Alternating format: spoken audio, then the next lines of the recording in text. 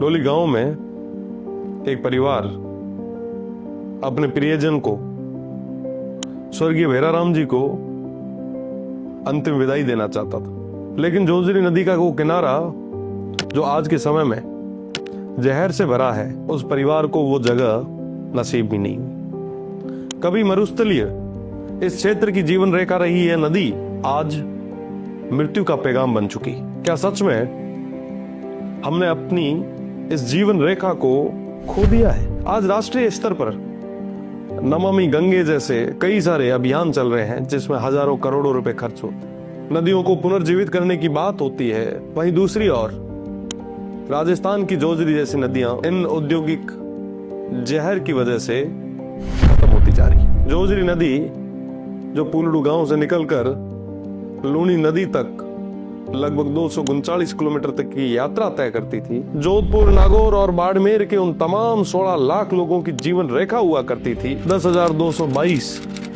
वर्ग किलोमीटर में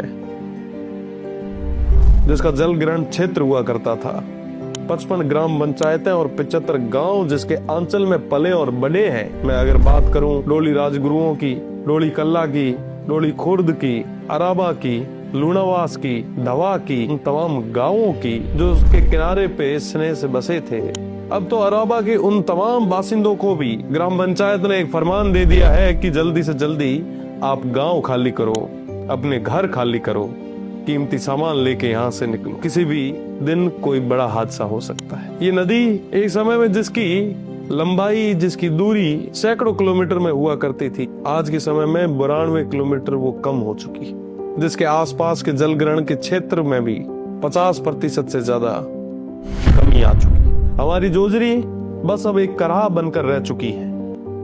एक तरफ सरकारें एक पेड़ मां के नाम लगा रही है, वहीं दूसरी ओर जोजरी जैसी नदियां खत्म होती जा रही है। हर दिन लगभग 180 मिलियन लीटर वो जहरीला पदार्थ, वो जहरीला पानी इस नदी में छोड़ा जा रहा है। राजस्थान प्रदूषण नियंत्रण बोर्ड कई बार चेतावनी दे चुका है कि ये जो नदी है ये प्रदूषण की सीमाएं भी पार कर चुकी है। इस नदी के आसपास बने सारे तालाब, ट्यूबवेल, हैंडपंप, अस्पताल, स्कूल, तमाम वो क्षेत्र, वो निजी और सार्वजनिक संस्थाएं आज पूरे तरीके से दूषित हो चुकी है।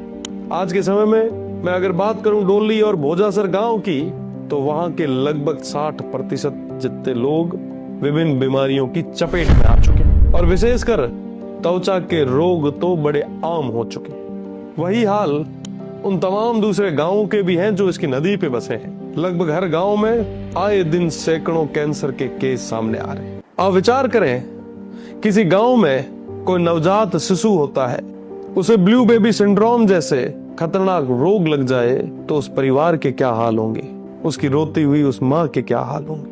ये केवल आंकड़े नहीं है, ये हमारे जीवन की एक त्रासदी है जो मैं आज आपके सामने रख रहा हूँ। ये जोजरी का जो जहरीला पानी है, ये न सिर्फ उस क्षेत्र को खत्म कर रहा है बल्कि कई लोगों के उन तमाम सपनों को पूरी तरीके से खत्म कर। सैकड़ों वो मेरे भाई जो खेती करके अपना जीवन यापन किया करते थे, इस दूषित जहर के कारण खेती छोड़ने पे मजबूर हो चुके।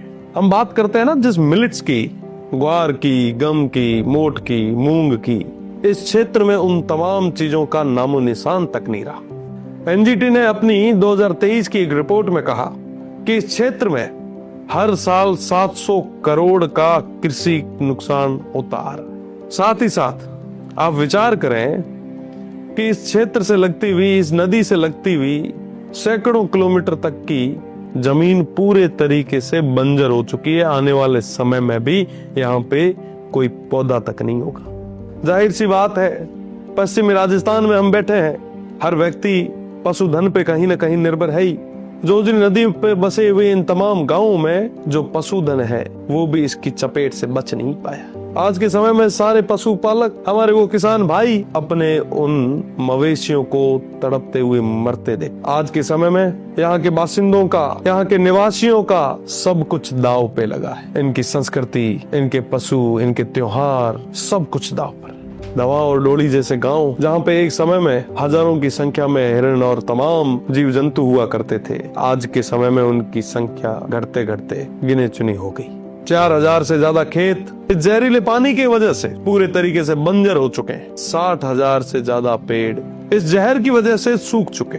एक समय था जहां प्रवासी पक्षी यहाँ आया करते थे, आज के समय में इन तमाम बासिंदों के, इन निवासियों की सपनों में सिर्फ वो कुर्जाएं रह चुकी। जहर जब फैलता है ना साहब, तो जाहिर सी बात है कि उस पूरे क्षेत्र को लील कर जाता है। वहाँ की जमीन पूरे तरीके से बंजर हो चुकी है। आप विचार करें कि किसान भाइयों के क्या हाल होंगे। ये संकट केवल एक नदी का नहीं है, उन तमाम लोगों के जीवन पर यह संकट है। एनजीटी, नेशनल ग्रीन ट्रिब्यूनल, जिन्होंने बार बार चेताया, 2022 में उन्होंने कहा कि इस जोजरी नदी को पुनर्जीवित करो। जोधपुर और बाड़मेर के अधिकारियों पे जुर्माने लगाए, पर कुछ नहीं बदला। एनजीटी ने कहा कि ये जोजरी अब नदी नहीं रही, ये बहता हुआ जहर बन चुका है। 2022 में एनजीटी ने इस सिस्टम पर और विशेषकर राजस्थान सरकार पर पर्यावरणीय प्रावधानों के उल्लंघन के तहत 2022 में लगभग 3000 करोड़ का जुर्माना लगाया, और वहीं सन 2024 में लगभग 750 करोड़ का जुर्माना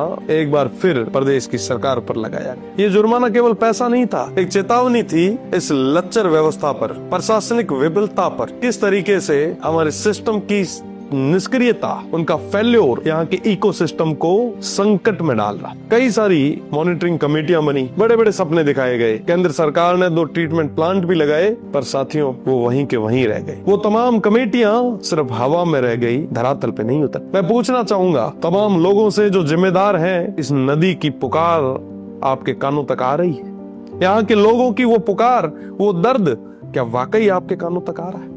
जोजरी हमारी धरोहर है, हमारी सांसों में बहती जीवन धारा है। साथियों, अगर आज नहीं जागे तो 2030 तक 50% भूजल, साथ ही साथ 15,000 से ज्यादा एकड़ जमीनें पूरे तरीके से खो देंगे, और साथ ही साथ जो सबसे बड़ी समस्या है कि हम आने वाली पीढ़ी को खो देंगे, उसे एक गहरी खाई में धकेल देंगे। साथियों, इस नदी को बचाना होगा। अगर इस नदी को नहीं बचा पाए तो ये जहर हम सभी के जीवन को लील जाए। आइए एकजुट होके आवाज उठाएं, इस जोजरी नदी को बचाएं, भविष्य को बचाएं। जय हिंद, जय भारत।